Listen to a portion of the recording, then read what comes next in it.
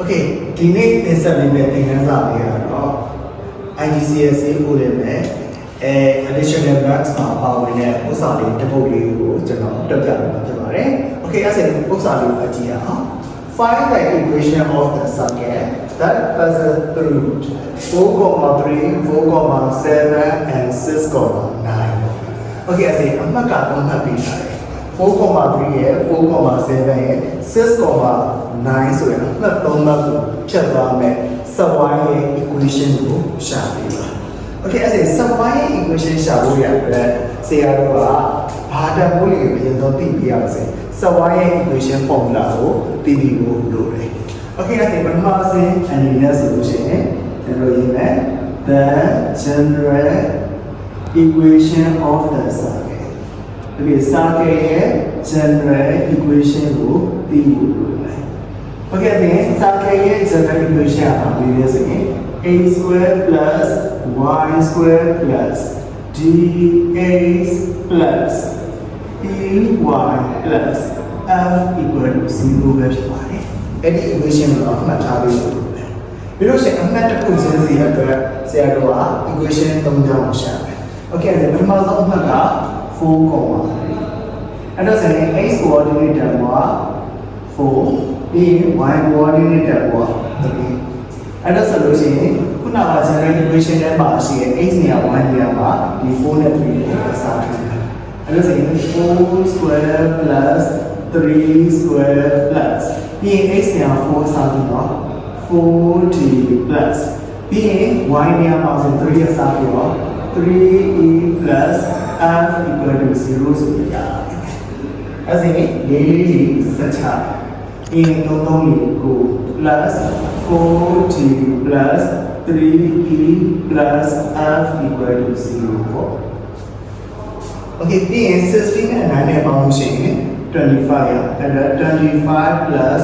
4t plus 3e plus f equal to 0ဒီ25 equation တွေကနေညာကိုရွှေ့တယ်အဲ့ဒီအတွက်ဆိုရင် 4t plus 3e plus f equal to minus 25 ဒါ equation 1 Okay အဲ့ဒီအခါကျတော့နောက်ထပ်အမှတ်တစ်မှတ်ကိုဆရာထည့်ယူရတယ်အဲ့ဒီအမှတ်က 4,7 အဲ့ဒါဆိုရင် 4,7 အဲ့တော့ x တန်ဖိုးက4 y တန်ဖိုးက7ပြီးလို့ရှိရင် circle ရဲ့ general equation နဲ့အစားထိုးတယ် x နေရာမှာ4အစားထိုးတယ်4 square plus 7 square plus ပြီးရင် x နေရာမှာ4အစားထိုးတော့ 4t ပြီး y နေရာမှာဆိုရင်7အစားထိုး 7e plus f equal to 0အဲ့ဒါလေးနှစ်ထပ်စွာလေးဆက်ချပြီးရင်component 49 plus 4t plus 7e plus f equal to 0ပြီးရင်49နဲ့16နဲ့ပေါင်းမယ် Okay ဒီနောက်မှာချက်ပါမယ်16 plus 49 9 plus 6 က15 4 plus 1 က 5 5 plus 1 က 6 ဆိုတော့65 plus 40 plus 7e plus f equal to 0အဲ့ဒါဆိုရင်65ကို equation တွေကနေရအောင်ရှင်းရွှေ့လိုက်တဲ့အခါမှာ 40 plus 7e plus f equal to minus 65 ဒါ equation 2ဆိုရပါတယ်။ဒီနောက်ထပ်အမှတ်လေးတစ်မှတ်ကိုကောက်တယ်။အဲ့ဒီနောက်ကျန်တဲ့အမှတ်က 6,9 အဲ့ဒါ x တန်ဖိုးက6 y တန်ဖိုးက9အဲ့ဒါ x နေရာမှာအစားထိုးမယ်ဆိုတာ6ကိုအစားထိုးမယ် y နေရာမှာ9ကိုအစားထိုးမယ်ပြီးရင် x နေရာမှာဆိုလို့ရှိရင်6ကိုအစားထိုးတော့6တည်းပြီး y နေရာမှာ9အစားထိုးတော့ 9e plus f equal to 0 6နဲ့ထပ်ဆို6 6လေး36 9နဲ့ထပ်ဆို9လေး87 plus 60 plus 9e plus f equal to 0အဲ့တော့ဆိုရင်36နဲ့81နဲ့ပေါင်းလို့ရှိရင်117အဲ့ဒါ117 plus 60 plus 9e plus f equal to 0ဒီ117 equation ဘယ်ကနေညာကိုရှင်းတယ်ရှင်းလိုက်တဲ့အခါမှာ60 plus 9e plus f equal to minus 117အဲ့ဒါ equation 3 အဲ့ဒါ equation 1နဲ့ equation 1 equation 2 equation 3နဲ့ပါ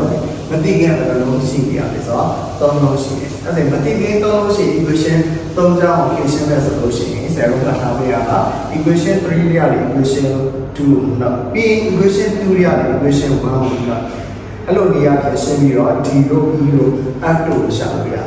okay အဲ့ဒါဆိုရင်ဆရာရှင်းမယ် equation 3ရရတယ် equation 2နော်okay အဲ့ဒါဘယ်ချမ်းမှာဆိုတော့ရှိရတယ် 60 plus 9e plus f ပြီး equation 2ရဲ့ဘယ်ချမ်းမှာရှိတာ40 plus 7e plus f အဲ့ဒါဆိုရင် minus 40 minus 7e minus f ပြီး equation 3ရဲ့ညာဘက်ချမ်းမှာရှိနေတာ minus 117ပြီး equation 2ရဲ့ညာဘက်ချမ်းမှာရှိနေတာ minus 65အဲ့ဒါမြုပ်တာဖြစ်တဲ့အတွက်အရှိမရှိတဲ့ minus နဲ့ဒီ minus နဲ့တွေ့တဲ့အခါမှာ plus ဖြစ်သွားမယ် plus 65 okay အဲ့ဒါဆိုရင်60 minus 40ဆိုတော့ဘယ်လောက်ထားလို့တော့2d ထားပြီး 9e minus 7e ဆိုတော့ plus 2e ပြီး f minus f equal to ပြီး minus 117 plus 65ဆိုတော့ဘယ်လောက်ထားလို့2 5 minus 52 okay အဲ့ဒါရင်ဒါ equation 4လို့ပြောတာ okay အဲ့ဒါရှာပြီးရင်ဆရာက equation 2ရတဲ့ equation 1ကိုလောက်တယ်အဲ့ဒါ equation 2ရတဲ့ equation 1အဲ့ဒါ equation 2မှာရှိတဲ့ဘယ်ချမ်းမှာရှိနေလဲကွာ 40 plus 7e plus f ဒီ equation 1ရဲ့ဘယ်ချမ်းမှာရှိနေတာ40 minus 3e minus f ဒီ equation 2ရဲ့ဘယ်ချမ်းမှာရှိနေတာ minus 65ဒီ minus နဲ့ minus နဲ့ပြီးတော့အပေါင်းထပ်မယ် plus 25 okay ဒီ 40 minus 40ကြည့်မယ်ပြီး 7e minus 3e ဆိုတော့ 4e okay အဲ့ဒါ f နဲ့ကကြည့်ပဲပေါ့ okay အဲ့ဒါဆိုလို့ရှိရင်ဒါဘယ်လောက်ဖြစ်လဲဆိုတော့ minus 65 plus 25ဆိုတော့ minus 40အဲ့ဒါ e တန်တော့ဘယ်လောက်ရောက်လဲဆိုရင် minus 10ရပါတယ်အဲ့ဒါမတိအင်းသုံးခုထဲမှာဆိုလို့ရှိရင် e တန်ပေါ်လို့ရပါတယ် e တန်ပေါ်ရပြီဆိုလို့ရှိရင် equation 4ထဲမှာ e နေရာမှာ minus နဲ့အစားထိုးလိုက်လို့ရှိရင် d တန်ပေါ်ထွက်ပါမယ်ဒီအဲ့ဒီကိုဆက်ရအောင်အဲ့ဒါဆိုရင် 62 e equal to minus 10 in equation 4 equation 4ရဲ့အစားထိုးတဲ့အခါမှာဆိုရင် 2t plus နောက်က2 into minus 10 equal to minus 52 okay အဲ့ဒါဆိုရင် 2t 2နဲ့ minus 10နဲ့က minus 20 equal to minus 52 and 2t equal to minus 52 plus 20 the 2t equal to minus 32 so d equal to minus 16 minus 32 divided by 2 so minus 16 so thoda d တန်ဖိုးရပြီ e တန်ဖိုးရတယ်အဲ့ဒါဆိုရင်ဆရာကနောက်ဆုံးဘာတန်ဖိုးရှာဖို့လုပ်ရလဲဆိုရင် f တန်ဖိုးရှာဖို့လုပ်ရတယ် okay အဲ့ဒါဆိုရင်62 d equal to minus 16 and e equal to minus 10 ဘယ်လိုစားလို့လဲဆရာတော့ equation 1နဲ့စားတယ် equation 1မှာမဟုတ်တော့ equation 2 equation 3ဘယ် equation တွေပဲဖြစ်ဖြစ်အစားထိုးလို့ရတယ် okay အဲ့ဒါ equation 1နဲ့အစားထိုးတဲ့အခါမှာ4 into minus 16 plus 3 into minus 10 plus f equal to minus 25 okay 4 multiplied minus 16 so minus 64 3 multiplied minus 10 so minus 30 plus f equal to minus 25 the minus 64 minus 30 so minus 94 plus f equal to minus 25 and then f equal to minus 25 plus 94 okay then 94 minus 25 okay then what is the area of 8 minus 2 so 6 69 အဲ့ဒါဆိုလို့ရှိရင် f တန်ဖိုးလောက်ရအောင်ဆိုရင်69ဆိုပြရပါတယ် okay အဲ့ဒါဆိုလို့ရှိရင်ဆရာတော်ကစာကိန်းရဲ့ general equation ထဲမှာရှိရဲ့မသိကိန်းတန်ဖိုး d e f 3ဆိုရပါတယ် d တန်ဖိုး minus 60 e တန်ဖိုး minus 10 f တန်ဖိုး 69ရပြီဆိုရင်အဲ့ဒီ general equation နဲ့အစားထိုးတယ် အဲ့တော့ဆိုရင်a square plus y square ပြီး minus 16a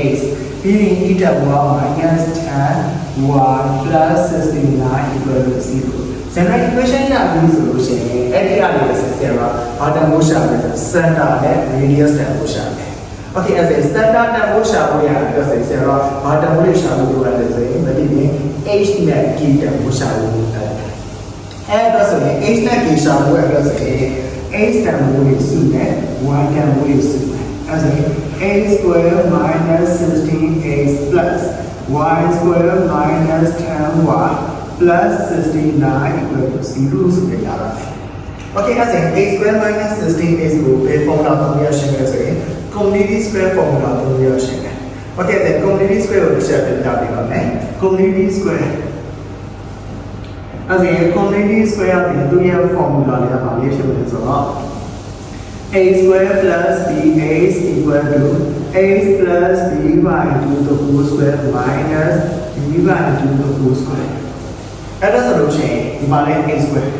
ဒါ x အဲ့ဆိုရင်သူ community square မှာရှိတဲ့ x ရဲ့ရှိမှာရှိတဲ့ဘယ်လိုဖြစ်လဲb ပြီးလို့ရှိရင်ဆရာတို့အခုရထားတဲ့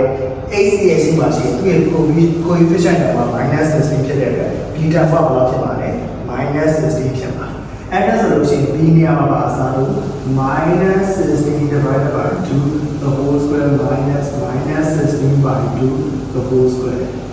ဒီ y ဆိုပြီးတော့လည်းပြန်ပြီးလောက်မယ်အဲ့ဒါ y က y ဒီလိုရှိရင် b နေရာမှာအစားထိုးပြရလို့ minus 10 divided by 2 the whole square minus 10 by 2 the whole square plus 69 equal to 0 okay 16 by 2ဆိုတော့လောက်ထပ်မယ်ဆိုလို့ရှိရင် a အဲ့ဒါ minus 8 the whole square plus ဒါဆိုရင် y minus 5 the whole square minus 10 divided by 2 so 5 the whole square so minus 5 the whole square plus 69 equal to 0 and also a is minus 8 the whole square minus 8 the whole square so 80 plus y minus 5 the whole square minus 25 plus 69 equal to 0 okay, means 64 and 25 number. 64, 25 number is 89. That is minus 89. Means 69 plus minus 20. And the same a is minus 8 the whole square plus y minus 5 the whole square. Means minus 20 equal to 0. Okay, below saying, yeah, the channel is